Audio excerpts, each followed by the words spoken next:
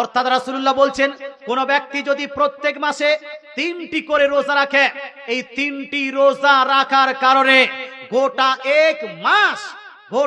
এক মাস রোজা রাখার যতটা নেকি হবে, ওই 3টি রোজার কারণে পূর্ণাঙ্গ 30 দিন রোজা রাখার নেকি দেওয়া হবে। জোরে বলে সুবহানাল্লাহ। 3টি রোজা। শাওয়ালের পরে জিলকাদা, সেই মাসে আপনি 3টি রোজা রাখলেন, পুরো মাসের রোজা নেকি পেলেন। জিলহজ মাসে 3টি রোজা রাখলেন, গোটা মাসের রোজা রাখার নেকি পেলেন। মুহররম মাসের আপনি 3টি রোজা রাখবেন, 3টি রোজা রাখার কারণে গোটা মাসের রোজা রাখার নেকি পাবেন।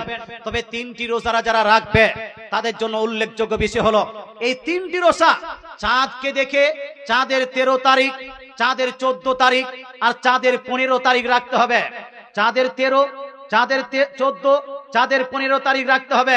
তাহলে পূর্ণ এক মাসের রোজা রাখার নেকি পাবেন।